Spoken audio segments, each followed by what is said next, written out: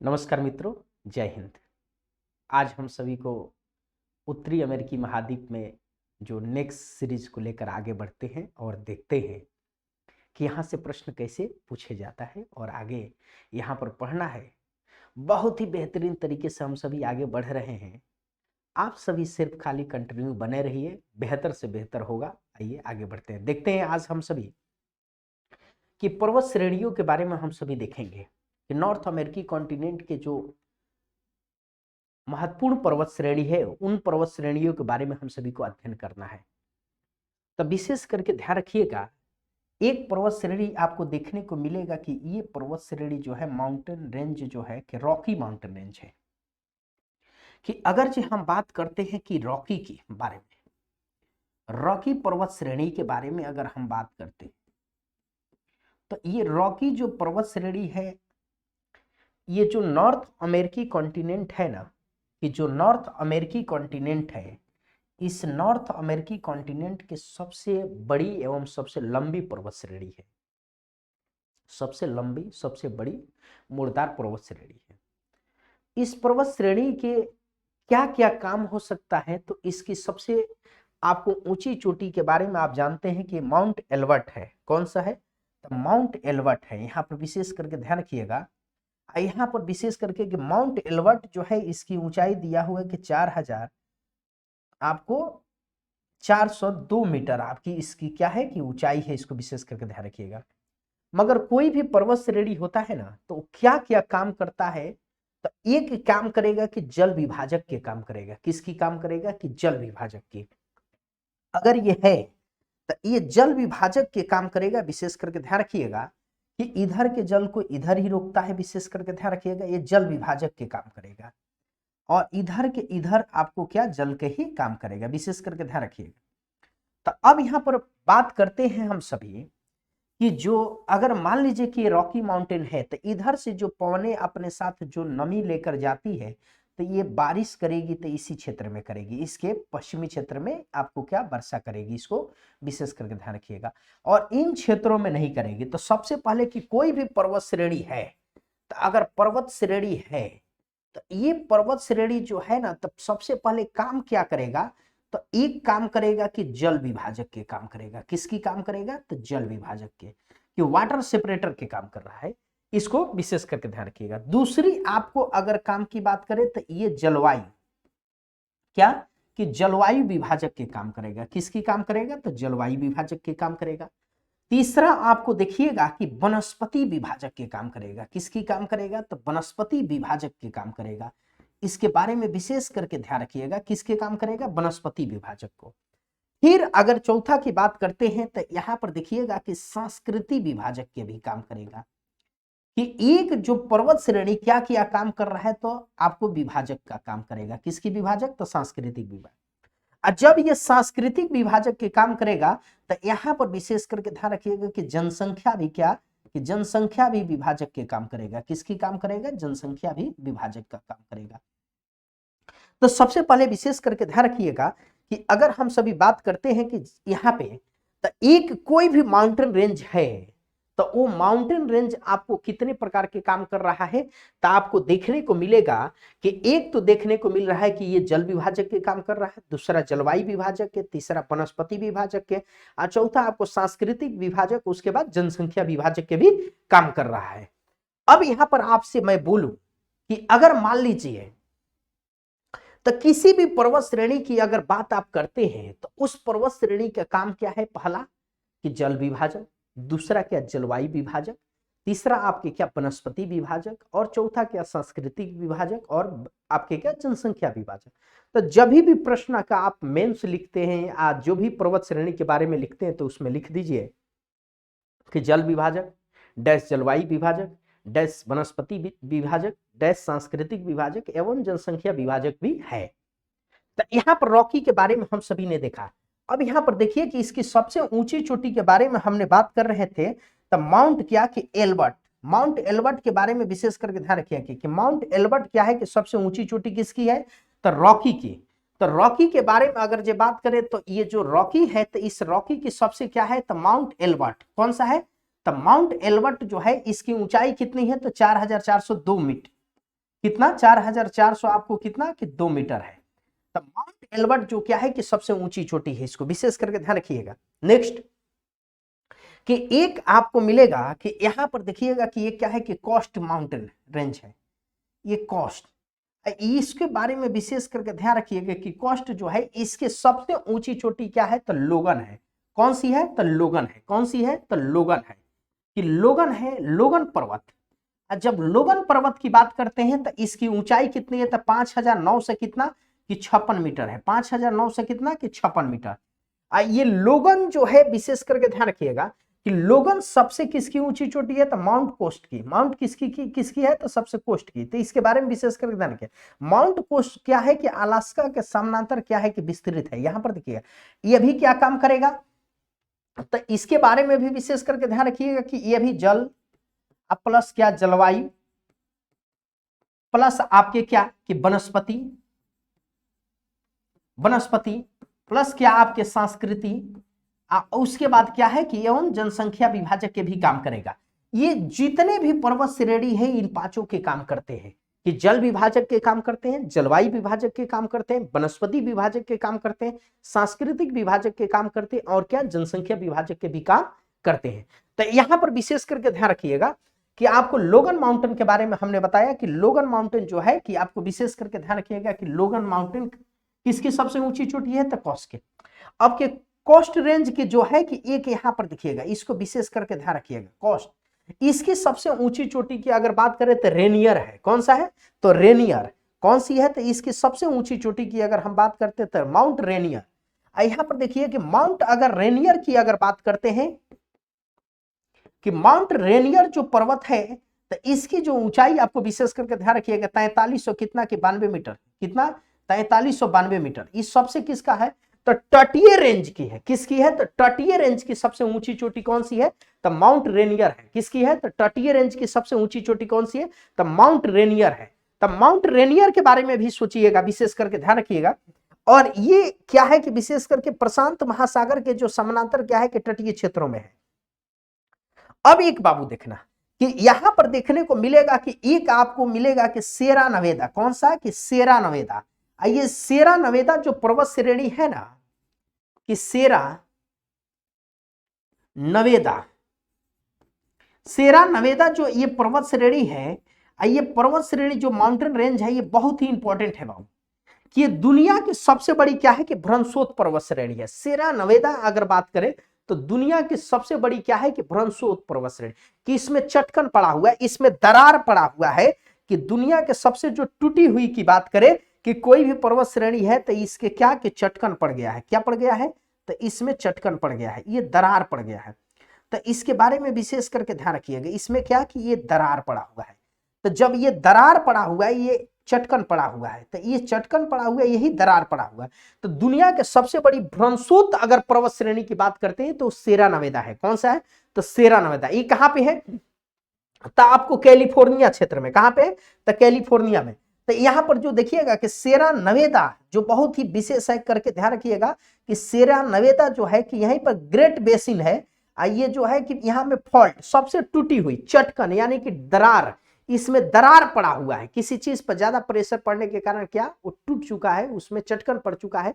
तो वही चीज कौन से है तो सेरा नवेदा है। इसके बारे में भी विशेष करके ध्यान रखिएगा। नेक्स्ट आपको देखने को मिलेगा कि यहां पर देखिए कि सेरा माद्रे, ये क्या कि सेरा माद्रे, यहां पर सेरा माद्रे क्या कि ऑक्सीडेंटल और सेरा माद्रे क्या कि ओरिएंटल। कौन सा सेरा माद्रे ये ओरिएंटल, कि ये दोनों पर्वत श्रेणी आपको देखना है कि सेरा ये माद्रे शब्द जो क्या है कि स्पेनिश होता है, कि माद्रे शब्द क्या है कि स्पेनिश है। इसके मतलब कि ये मेक्सिको में है। कहां पे है तो ये मेक्सिको में है। विशेष करके ध्यान रखिएगा ये कहां पे है तो मेक्सिको में। अब मेक्सिको में इसका विस्तार है। कहां पे विस्तार है तो मेक्सिको में विस्तार है।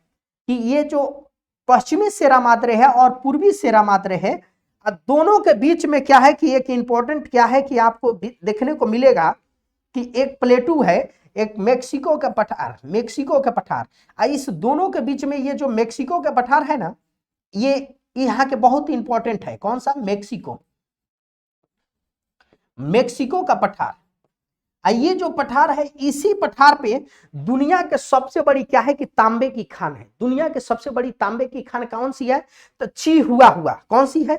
तो ची हुआ हुआ, विशेष करके ध्यान रखिएगा। कौन सी है? तो ची हुआ हुआ। कौन सी? तो ची हुआ हुआ। तो यहीं पर देखने को मिलेगा कि सबसे बड़ी चांदी की खान की अगर बात करें तो ची हुआ हुआ, कि ची हुआ हुआ ये किसकी खान है बाबू?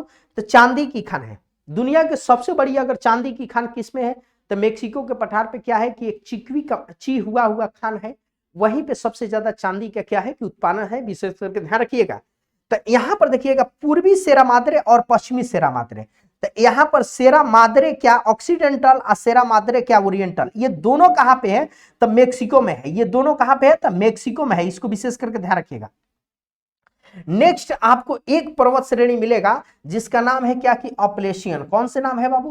तो अपलेशियन। ये बहुत ही इंपॉर्टेंट है अपलेशियन। इसके बारे में विशेष करके ध्यान रखिएगा कि अपलेशियन जो क्या है कि पर्वत श्रेणी बहुत ही इंपॉर्टेंट है। ये क्या है कि प्राचीन मुर्दार पर्वत श्रेणी है। इन क्षेत्रों में कार्बनिक खनिज का बहुत ज्यादा भंडारण पाया जाता है, जैसे कोयला, आपके लोहा। तो देखिएगा लोहा संबंधित या लोह इस्पात संबंधित जितने भी कारखाने होंगे और जितने भी आपको कंपनी होगी तो क्या होगी कि अपलेशियन क्षेत्र में। तो ये क्या है कि अपलेशियन क्षेत्र के बारे में विशेष करके ध्यान रखिएगा। पूछता है कि नॉर्थ ईस्ट क्या है कि क्षेत्र में है, आपको विशेष करके ध्यान रखिएगा। ये अपलेशियन का क्षेत्र है। इस अपलेशियन क्षेत्र में कई पर्वत श्रेणी है। इसका छोटे छोटे आपको मिलेगा कि आपको व्हाइट, आपको क्या कि ब्लू पर्वत श्रेणी, आपको क्या कि आपको अघेली, कौन सा? अघेली पर्वत श्रेणी मिलेगा। यहाँ पे कई छोटे छोटे क्या होंगे कि पर्वत श्रेणी मिलेंगे, किंतु इसके सबसे ऊंची चोटी की अगर हम बात करें तो माउंट मिसेल है। कौन सा है? तो माउंट आपको क्या है कि मिसेल है। माउंट क्या कि मिसेल, माउंट मिसेल है। माउंट मिसेल है, मिसेल पर्वत है। इसके बारे में विशेष करके ध्यान रखिएगा। तो मिसेल पर्वत की अगर हम बात करें तो मिसेल पर्वत की अगर हम बात करते हैं तो इसकी सबसे इसकी ऊंचाई कितना है? तो 2000 आपको 23 मीटर। कितने मीटर है कि 2000 आपको 23 मीटर। यहीं पर आपको क्या मिलेगा कि माउंट आपको वाशिंगटन मिलेगा, जिसकी ऊंचाई कितनी है कि 19 कितना के 17 मीटर है। यहीं पर आपको क्या मिलेगा विशेष करके ध्यान रखिएगा कि माउंट वाशिंगटन, माउंट क्या है कि मिसेल। तो मिसेल सबसे ऊंची चोटी किसकी है? तो अपलेशियन की भी। तो अपलेशियन भी क्या काम करता है? तो एक क्या करेगा कि जल विभाजक के काम करेगा, और दूसरी क्या कि आपको जलवायु विभाजक के काम करेगा, जलवायु विभाजक के काम करेगा। तीसरी आपको क्या कि वनस्पति विभाजक के काम करेगा। क्या काम करेगा? तो वनस्पति विभाजक के काम करेगा। चौथी क्या आपको संस्कृति विभाजक के काम करेगा, कि इसके बारे में विशेष करके ध्यान रखिएगा। अगर पांचवी की बात करें तो ये जनसंख्या विभाजक के भी काम करेगा। किसकी? जनसंख्या विभाजक। तो ये सभी कोई भी पर्वत श्रेणी होगा तो उस पर्वत श्रेणी में इसको आप जोड़ ही दीजिएगा। किसी भी हाल में उसको क्या करिएगा कि उसको जोड़ ही दीजिएगा कि वो जल विभाजक होगा, जलवायु विभाजक होगा, वनस्पति विभाजक होगा, आपको सांस्कृतिक विभाजक होगा, और उसके बाद जनसंख्या भी विभाजक होगा। क्यों? तो देखो बाबू, अगर मान लीजिए कि पूर्वी क्षेत्र से अटलांटिक ओशियन से कोई अगर पवन चलती है तो इस अटलांटिक ओशियन से चलती है तो यहां से जो क्या करेगी कि वो पौने अपने साथ जो नमी लेकर आएगी तो उसका क्या आप जानते हैं कि धीरे धीरे जब ऊपर उठेगी तो इसकी क्या, ये धीरे धीरे भारी होगी। और जब भारी होगी तो इसके पूर्वी क्षेत्र में ज्यादा वर्षा करेगी, कि यह पूर्वी क्षेत्र में क्या करेगी कि ज्यादा बारिश करेगी। इन क्षेत्रों में ज्यादा बारिश करेगी, इसके पश्चिमी क्षेत्रों में कम करेगी। और जब बारिश जिन क्षेत्रों में ज्यादा करेगी तो वहां पर वनस्पति बेहतर, वहां पे जलवायु बेहतर होगा। दूसरी चीजें वहां पर वनस्पति बेहतर होगा, और जब वनस्पति बेहतर होगा तो वहां के सांस्कृतिक भी क्या होगा, कल्चर भी बेहतर होगा। फिर उसके बाद आपको देखने को मिलेगा कि वहां पर जनसंख्या भी क्या होगा कि ज्यादा पाए जाएंगे। तो यहां पर अपलेशियन के बारे में विशेष करके ध्यान रखेंगे कि ये दोनों देशों में क्या है कि विशेष करके ध्यान रखिएगा, सिर्फ यूएसए में है। कहां पर है? तो यूएसए में है, यूनाइटेड स्टेट ऑफ कहां पे? तो अमेरिका में है। तो इसकी सबसे ऊंची चोटी की बात करें तो क्या है कि माउंट मिसेल है। कौन सा है? तो माउंट मिसेल किसकी ऊंची चोटी है? तो अपलेशियन की है। अपलेशियन की सबसे ऊंची चोटी कौन सी है? तो माउंट मिसेल है। इसके बारे में विशेष करके ध्यान रखिए। अब देखिए, अब यहां पर क्या हम लोगों को विशेष करके ध्यान रखना है कि यहाँ के पठार के बारे में, कि अगर पठार के बारे में हम सभी देखते हैं, कि पठार के बारे में हम सभी देखेंगे तो एक देखिएगा कि ये जो है कनाडा के जो क्षेत्र में ये वाला जो पार्ट है ना, एक सील्ड का निर्मित है, ये सील्ड का। और जब सील्ड शब्द यूज आता है तो इसके मतलब क्या है, ये नीस्ट, सीस्ट, क्वार्टजाइट और ग्रेनाइट से बना हुआ है। किससे? कि सबसे कठोरतम जो चट्टान है, नीस्ट, सीस्ट, क्वार्टजाइट, ग्रेनाइट जैसे से क्या है, ये निर्मित हुआ है। और जब इसका निर्माण हो गया है इस कैनेडियन सील्ड का, तो ये कभी भी जलमग्न नहीं हुआ।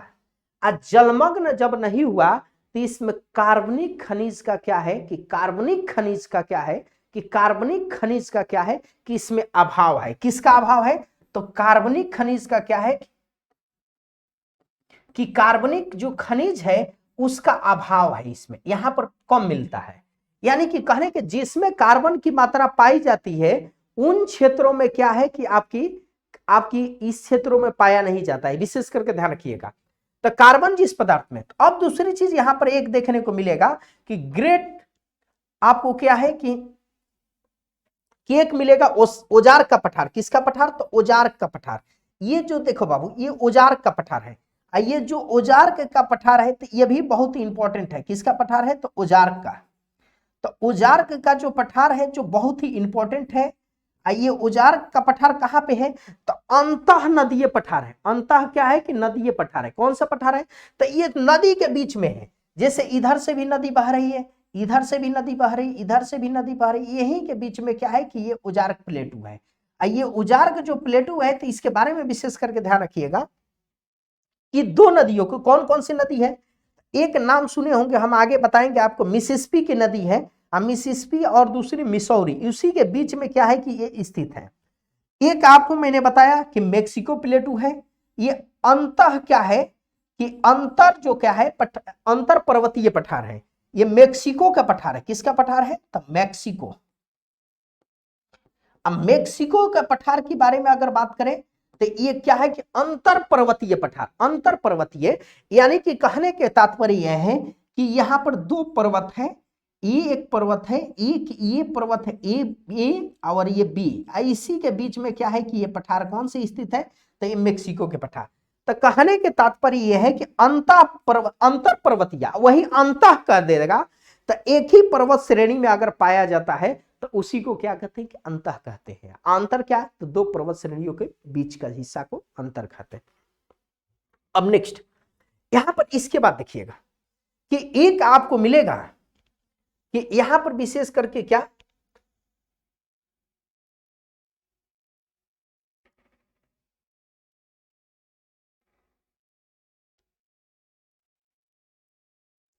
नेक्स्ट हम सभी इसमें बढ़ते हैं कि यहां के नदियों के बारे में। उससे पहले हम सभी देख ले कि एक स्थान आपको मिलेगा जो कि देथ वैली के नाम जानते हैं, मृत घाटी के बारे में। कि अगर मृत घाटी के बारे में अगर बात करें तो यहां पर देखिएगा एक देथ वैली होगी। अब डेथ वैली जो बहुत ही इंपॉर्टेंट है क्योंकि इस कॉन्टिनेंट का सबसे लोएस्ट पॉइंट है। इस कॉन्टिनेंट का क्या है कि सबसे लोएस्ट पॉइंट है आपको क्या है कि मृत घाटी, जो क्या है कि मृत घाटी यानी कि डेथ वैली की अगर बात करें, इसमें दिया शायद नहीं है, इसके बारे में विशेष करके ध्यान रखिएगा, मगर डेथ वैली यहीं पर है। और डेथ वैली क्या है कि सबसे यहाँ की लोएस्ट पॉइंट है। क्या है कि लोएस्ट पॉइंट है, यहां पर विशेष करके ध्यान रखिएगा। उस समुद्र तल से क्या है कि लगभग 56 मीटर क्या है कि नीचे है। अब वही सबसे गर्म स्थान है। हम लोग डेथ वैली के बारे में पॉलिटिकल जब मैं पढ़ेंगे तो वहां पर देखेंगे। अब आते हैं हम सभी यहाँ के आपको क्या विशेष करके नदियों के बारे में। तो एक अगर नदी की बात करें तो एक नदी विशेष करके ध्यान रखिएगा कि एक नदी का आपने नाम सुना होगा यहाँ के, जिसका नाम है क्या कि मिसिसिपी। अब मिसिसिपी नदी बहुत ही इंपॉर्टेंट है। देखो बाबू ये क्या है, मिसिसिपी नदी है। अब मिसिसिपी नदी कहां अपने जल को विसर्जित करती है तो यहां पर देखिएगा कि यहां पर जो क्या है कि ऐसे आपको डेल्टा बनाती है। ये गल्फ ऑफ मेक्सिको में विसर्जित कर रही है। कौन सी? तो ये क्या है कि मिसिसिपी। कौन सी? तो मिसिसिपी। और जो मिसिसिपी नदी है ये क्या है कि दुनिया की एकमात्र ऐसी नदी है कि जो चिड़िए की पंजे की आकार की डेल्टा बनाती, कैसा डेल्टा बनाती है, तो चिड़िए की पंजे की आकार की डेल्टा बनाती, कौन सी, तो मिसिसिपी। दुनिया की इकलौती ऐसी नदी है कि चिड़िए की पंजे की आकार डेल्टा बनाती है, अपने जल को कहां विसर्जित करती है, कि गल्फ ऑफ मेक्सिको में। इसी की सबसे बड़ी जो सहायक नदी है, तो एक देखना बाबू, ये जो क्या है कि मिसौरी, कौन सी, तो मिसौरी।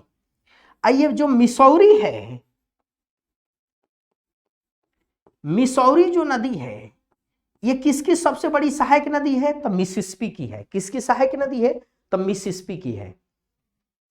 ये जो नदी है ना, अमेरिका के लगभग 30 राज्यों से प्रवाहित होती है, यानी कि सबसे ज्यादा राज्यों में प्रवाहित होने वाली विश्व की इकलौती ऐसी नदी है। सबसे ज्यादा देशों में प्रवाहित होने वाले हम लोग यूरोप में देखेंगे, मगर दुनिया के सबसे ज्यादा अगर किसी राज्य में प्रवाहित होकर आपको ये, तो ये कहां पे, मिसिसिपी किसमें, पूरा अमेरिका के 30 से 35 राज्यों में प्रवाहित होती है। ये कहां से निकलती है, तो Andes mountain range, sorry Rocky mountain range से निकलती है। कहां से निकलती है, रॉकी माउंटेन रेंज से। अब बहते हुए अपने जल को कहां विसर्जित करती है, तो ये गल्फ ऑफ मेक्सिको में। कहां विसर्जित करती है, मेक्सिको में विसर्जित करती है। तो इसके बारे में भी विशेष करके ध्यान रखिएगा, कहां पर विसर्जित करती है, कि आपको मेक्सिको में, मेक्सिको के। इसके बाद एक देखिएगा, एक आपको नदी मिलेगी जिसका नाम है क्या, कि कोलोराडो नदी। कौन सी, तो कोलोराडो नदी। तो यहां पर देखिएगा कि कोलोराडो नदी के माउंट एल्बर्ट से निकल रही, कहां से निकल रही है, माउंट एल्बर्ट से।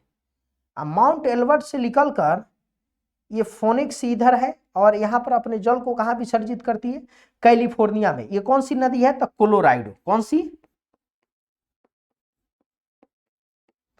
कोलोराडो नदी। कोलोराडो नदी जो क्या है कि अपने जल को कहां विसर्जित करती है, तो कोलोराडो नदी की माउंट एल्बर्ट से यहां से निकलती है, और निकल कर बहते हुए कैलिफोर्निया प्रांत में अपने जल को कहां विसर्जित करती है, गल्फ ऑफ, आपको क्या, कैलिफोर्निया में। गल्फ ऑफ कहां पे, तो कैलिफोर्निया में।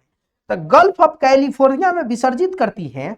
और इसी पर क्या है कि दुनिया के सबसे बड़ी महाखंड, दुनिया के सबसे बड़ी जो क्या है कि महाखंड ग्रांड कैनियन क्या है कि इसी पर स्थित है। कोलोराडो नदी पर ही दुनिया के सबसे बड़ी क्या है कि ग्रांड कैनियन क्या है कि स्थित है, गड्ढा।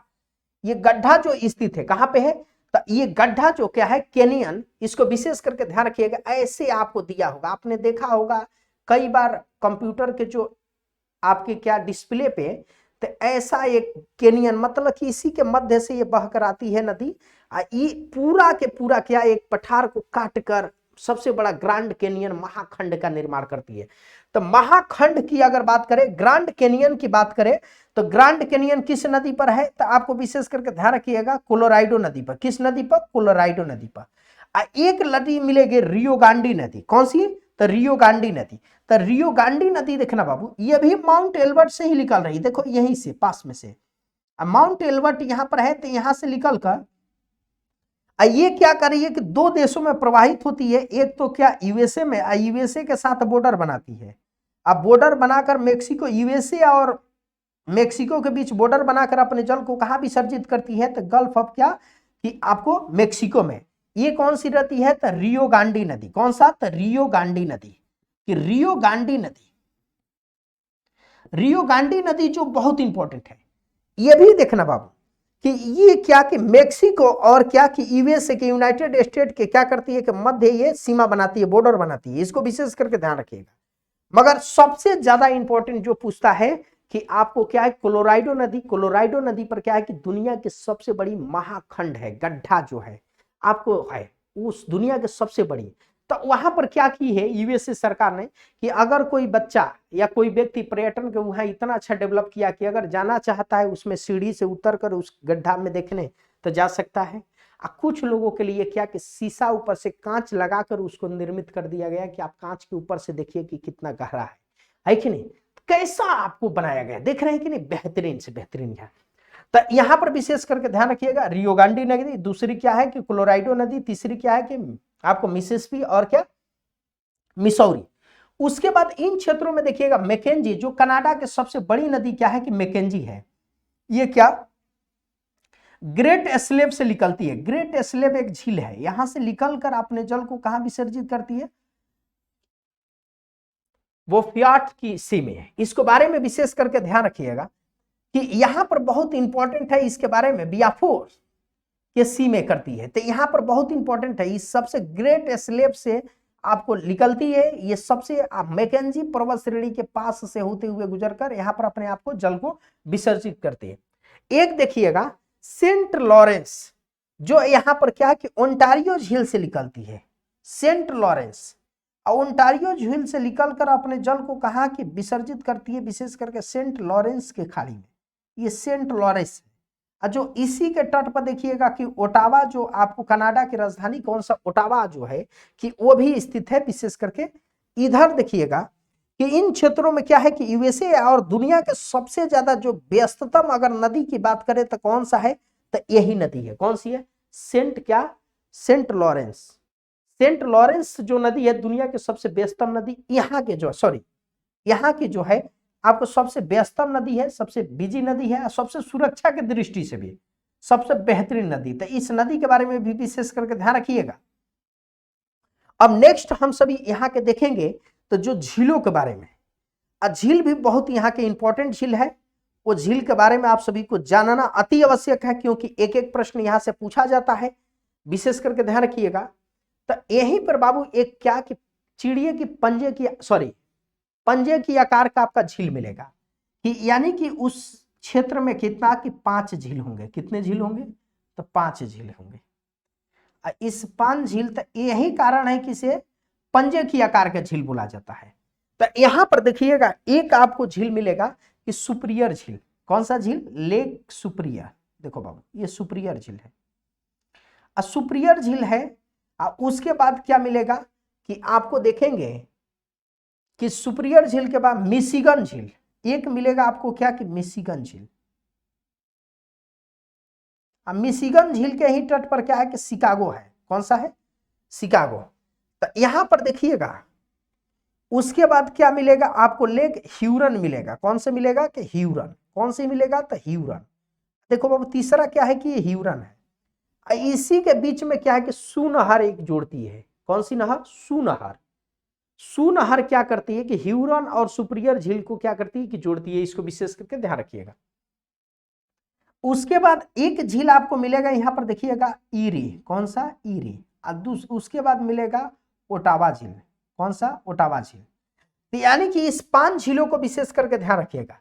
पहला क्या है कि सुपीरियर दुनिया के सबसे बड़ी मीठे पानी का झील है, इस बात को विशेष करके ध्यान रखेंगे। कहाँ है, तो यूएसए और कनाडा के बॉर्डर पर स्थित है, यूएसए और कनाडा के क्या है कि बॉर्डर पर स्थित है। दूसरी क्या है कि लेक क्या है कि मिशिगन है, कि आपको मिशिगन के बारे में भी विशेष करके ध्यान रखेंगे। उसके बाद ये ह्यूरन के बारे में ध्यान रखेंगे कि एक, दूसरा और तीसरा आपको क्या ह्यूरन, और चौथा क्या है कि आपको ईरी, और पांचवा क्या आपको कि आपको ओंटारियो। अब ओंटारियो बहुत ही इंपॉर्टेंट है, इस बारे में विशेष करके ध्यान रखिएगा। ओंटारियो पर ही क्या है कि दुनिया के यूएसए के नियाग्रा जलप्रपात, कौन सा, नियाग्रा जलप्रपात जो है कि नियाग्रा जलप्रपात किस पर है, तो इसी पर है, आपको क्या है कि ओंटारियो पर है, इसको विशेष करके ध्यान रखिएगा। नेक्स्ट अगर झील की अगर हम बात करते हैं तो एक देखिएगा कि विनिपेग। अब विनिपेग झील के ही तट पर क्या है कि एक विनिपेग शहर है, जिसे क्या कि आपको गेहूं की क्या बोलते हैं कि टोकरी बोलते हैं, गेहूं की क्या डलिया बोलते हैं, कि सबसे ज्यादा जो गेहूं होता है तो इन क्षेत्रों में लाया जाता है, इसके बाद ही भेजा जाता है कहीं। तब विनिपेग झील के बारे में विशेष करके ध्यान रखिए, कनाडा में है। उसके बाद एक झील मिलेगा आपको विनिपेग के बाद, यहां पर विशेष करके विनिपेग झील। उसके बाद एक आपको मिलेगा क्या कि निपेंग झील, कौन सा, निपेंग झील। उसके बाद विशेष करके ध्यान रखिएगा एक मिलेगा आपको क्या कि आपको क्या है कि अथाबाक्सा, कि अगर अथाबाक्सा की अगर बात करें तो एक आपको विशेष करके ध्यान रखिएगा ये अथाबक्सा झील, कौन सा झील, तो अथाबक्सा। और जो अथाबक्सा है, ये जो अथाबक्सा झील है इसी के तट पर क्या है कि एक अथाबक्सा नगर है, यहीं पर क्या है कि अथाबक्सा नगर जो कनाडा का है। और उस कनाडा को क्या, अथाबक्सा नगर को यूरेनियम सिटी भी बोला जाता है, क्या बोला जाता है, विश्व की यूरेनियम सिटी। यही अथाबक्सा के जस्ट बगल में ही एक अथाबक्सा खान है, दुनिया के सबसे बड़ी क्या है कि यूरेनियम की खान है। दुनिया की सबसे बड़ी यूरेनियम की खान कौन सी है? तो अथाबक्सा है। इसके बारे में भी विशेष करके आप सभी क्या रखेंगे, ध्यान रखेंगे। नेक्स्ट आपको एक झील मिल रहा है कि ग्रेट। अब क्या किया अथाबक्सा के बारे में सोचो कि अथाबक्सा झील जो है ना, तो इस कनाडा सरकार ने क्या किया कि इस झील के इस चारों साइड क्या कर दिया कि सुंदरीकरण कर दिया है कि आप वहां पर जाकर बैठेंगे, बैठकर उस झील का आनंद लेंगे, देखेंगे। जैसे बिहार में भी क्या चल रहा है, मेरीन ड्राइव है कि नहीं, और कोलकाता में तमाम प्रकार के आप देखते हैं कि लाइन्स वाइन्स बहुत जहाजें जो नदी के आसपास आप घूमते हैं। मुंबई में भी जाते हैं तो मेरीन ड्राइव है कि नहीं, बहुत सारे क्षेत्रों में। तो यहाँ पर भी सरकार ने क्या किया है कि इन क्षेत्रों में आसपास इतना डेवलप कर दिया कि आप जाइए यहाँ पर बैठिए, बैठकर इस झील का आनंद लीजिए, देखिए खूबसूरती को, फिर उसके बाद आगे बढ़िएगा। अब यहाँ पर जैसे आते हैं ग्रेट स्लेव झील। ग्रेट स्लेव झील जो है कि यह भी कनाडा में है। कहाँ पे है? Great slave. तो इसके बारे में भी विशेष करके ध्यान रखिएगा कि ग्रेट स्लेव के बारे में बात करें तो जो ग्रेट स्लेव झील है तो यह भी कनाडा में है। यहां से मैंने बोला था कि मैकेंजी एक रिवर है, और जो मैकेंजी रिवर जो है उसका उद्भव स्थल है कहां से? तो ग्रेट स्लेव से। जब वहां से वो निकलती है, निकल कर कहां आपने को गिरती है तो आपको जानते हैं। अब उसके बाद देखिएगा ग्रेट बियर। अरे भाई साहब यहां ध्यान दीजिएगा कि ग्रेट बियर है। और जो ग्रेट बियर है ना, तो ग्रेट बियर मतलब यहां पर मत समझ लेना कि बियर ज्यादा मिलता है। ग्रेट बियर झील है। ग्रेट बियर झील भी क्या है कि आपको कनाडा में, कहाँ है, बहुत ज्यादा पूछता है कि ग्रेट बियर झील भी कहाँ है, तो कनाडा में है। ग्रेट बियर झील किस लिए प्रसिद्ध है?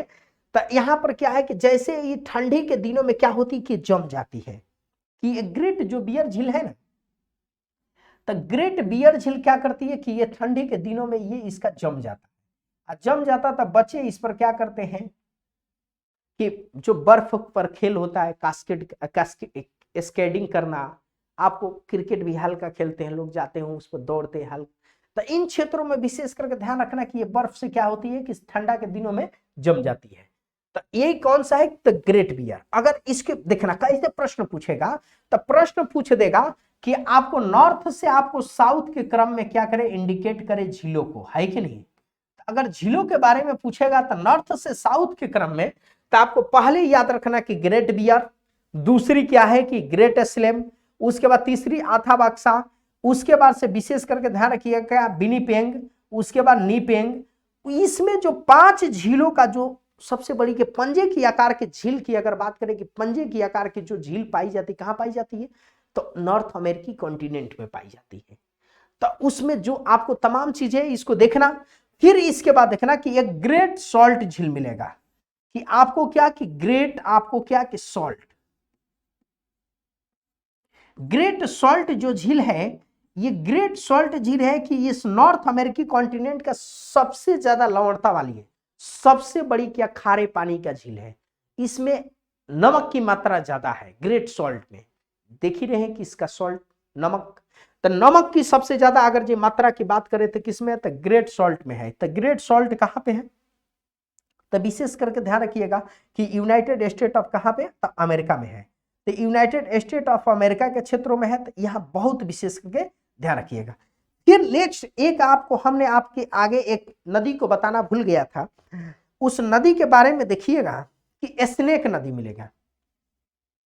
और जो स्नेक नदी है ना, तो ये भी देखना इस रॉकी माउंटेन से ही निकल रही है। किससे निकल रही? रॉकी माउंटेन से। कौन सी नदी है? तो स्नेक नदी। कौन सी नदी? स्नेक नदी। एक बार इस पर प्रश्न पूछा है। स्नेक नदी के जो घाटी क्षेत्र है ना, इस घाटी क्षेत्रों में क्या है कि इस घाटी क्षेत्रों में जो यहां पर विशेष करके ध्यान रखिए, इस घाटी क्षेत्रों में सलाद का सर्वाधिक उत्पादन होता है। इन क्षेत्रों में सलाद का क्या होता है? सर्वाधिक उत्पादन। तो ये सलाद घाटी के लिए भी जाना जाता है। किसके लिए जाना जाता है? तो सलाद घाटी के लिए भी जाना जाता है। तो दुनिया के सबसे ज्यादा जो सलाद का उत्पादन होता है तो किस नदी घाटी क्षेत्रों में होता है? तो स्नेक नदी के घाटी क्षेत्रों में ही होता है। तो विशेष करके ध्यान रखिएगा। और स्नेक नदी कहां से निकलती है? तो रॉकी माउंटेन से निकलकर कहां पर गिरती है? तो पैसिफिक ओशियन में गिरती है। कहां पर गिरती है? तो पैसिफिक ओशियन में, है कि नहीं? ध्यान रखिएगा, इसके बारे में विशेष करके ध्यान आप सभी रखिएगा। नेक्स्ट देखो बाबू, एक आपको क्या है कि मैंने बताया था कि डेथ वैली के बारे में। डेथ वैली एक स्थान है, लॉस वेगास के बगल में ही है इधर। ये जो डेथ वैली जो स्थान है, तो डेथ वैली यानी कि मृत घाटी जो है, सॉरी, तो डेथ वैली यानी कि मृत घाटी। अब मृत घाटी में यहाँ पर बड़ी चर्चा में, दुनिया के सबसे ज्यादा अगर क्राइम की बात करें, यूएसए अपने आप को बहुत ही क्या कि समझता है कि मैं शांति प्रिय देश हूं, नहीं, भारत से ज्यादा शांति प्रिय देश नहीं है, क्योंकि डेथ वैली में ऐसी ऐसी घटनाएं घटित होती है जो मृत घाटी में। वहां पर एक तो आप जानते हैं कि यूएसए में क्या कि हथियार रखने के लिए लाइसेंस की जरूरत नहीं है। जैसे आप किसी दुकान से जाकर एक क्या फार्चून के तेल खरीद लेते हैं या आटा के बोरी खरीद लेते हैं, वैसे जाकर आप क्या कर सकते हैं, वहां पे हथियार खरीद सकते हैं, पिस्तौल, जो भी चीजें। अब होता क्या है कि एक घटना है वहां की 2013 के लगभग के आसपास के, कि एक बच्ची ने एक अपने छोटे से भाई के लिए एक गिफ्ट में पिस्तौल लेकर लाती है, और उस पिस्तौल से उसके छोटा सा भाई ने उसी अपने दीदी को क्या करता है कि मार देता है। दूसरी चीजें कि यहीं पर देखते होंगे कि हेयर कटिंग सही से मेरा नहीं कटा है, और वहां की क्या करते हैं, जाकर फायरिंग स्कूल में करने लग जाते हैं, तब बहुत सारी। तो सबसे बड़ी क्या है कि डेथ वैली में इतना क्राइम होता है कि लोग कहता है कि आप सभी भी जानते हैं कि एक आपका गांव में घर होता है जहां पर रोज लड़ाई होता है, तो उस लड़ाई वाला घर पर आप ध्यान नहीं जाता, आप साइकिल उठाते हो, दंदना के चल देते हो, कहते हो चलो छोड़ो ये सब रोज लड़ता है कि नहीं। मगर एक घर शांति होता है, और उसी घर शांति पर क्या करते हैं कि देखते हैं अचानक से वहां शोरगुल होता है, तब पूरे गांव के लोग क्या होता है, जुट जाते हैं, कहते हैं कि अरे यहाँ क्या हुआ है कि नहीं। तो जहां रोज लड़ाई होता है तो वहां मीडिया क्यों ध्यान देगी। भारत हमारा क्या है कि शांति प्रिय देश है, भारत में बहुत सी शांति है, और यहाँ पर बेहतरीन तरीके से चलता है, किसी को शोषण नहीं। तो अमेरिका यहाँ पर जो भी चीज होता है तो दुनिया को बड़ी इंटरेस्ट बढ़ जाता है कि अरे भारत में क्या चीजें हुआ, अरे भाई भारत में क्या हुआ, भारत में तो सब चीज बेहतर चल रहा है। तुम अपना देखो ना, कि तालिबान में देखो, अफगानिस्तान में देखो, सीरिया में देखो, भाई पाकिस्तान में देखो, अन्य देशों में देखो ना, पहले क्यों यहाँ आ रहे हो, क्योंकि यहाँ पे क्राइम तो बहुत कम है। तो इस बारे में विशेष करके ध्यान रखिएगा कि डेथ वैली बहुत ही चर्चा के विषय बना रहा। हम सभी क्या करेंगे कि आगे के जो वीडियो में जो क्या करेंगे कि इसका जो है कि फिजिकल आपको पॉलिटिकल मैप के बारे में देखेंगे, सॉरी किसके बारे में, पॉलिटिकल मैप के बारे में देखेंगे। तो इसके बारे में विशेष करके ध्यान रखिएगा कि बहुत ही इंपॉर्टेंट है, कि हम उम्मीद करते हैं कि जो नॉर्थ अमेरिकी कॉन्टिनेंट का जो फिजिकल पार्ट है आपको बेहतर से बेहतर क्या होगा कि समझ में आया होगा। फिर आगे जब भी हम सबों का मौका मिलेगा उन सभी चीजों के बारे में देखेंगे। मगर इसके बारे में विशेष करके ध्यान रखिएगा, इस कैनेडियन शील्ड के बारे में हमने आपसे बताया ना, बार बार बोल रहा हूं कि इस जो कैनेडियन शील्ड है, और ये कैनेडियन शील्ड है, तो शील्ड के बारे में हमने आपके बोला, तो इसमें बहुत चीजें पाया जाती है कि आपको निस्ट पाया जाता है, सिस्ट पाया जाता है, क्वार्टेजाइट पाई जाती है, ग्रेनाइट पाई जाती है, जैसे कठोरतम चट्टान। यहाँ पर कार्बनिक खनिज नहीं मिलेंगे। तो इन क्षेत्रों में जब कार्बनिक खनिज नहीं मिलेंगे, यानी कि जिसमें कार्बन की मात्रा नहीं है, तो उसके बारे में विशेष करके ध्यान रखिएगा। और हडसन बे क्या होती है कि कुछ समय के लिए जम जाती है, और गल्फ ऑफ बोथानिया भी जम जाती है, इसके बारे में विशेष करके ध्यान रखिएगा। हम सभी आगे के वीडियो में मिलेंगे, पॉलिटिकल में विशेष करके आपको ध्यान रखना है, ठीक है, कि आपको जय हिंद जय भारत।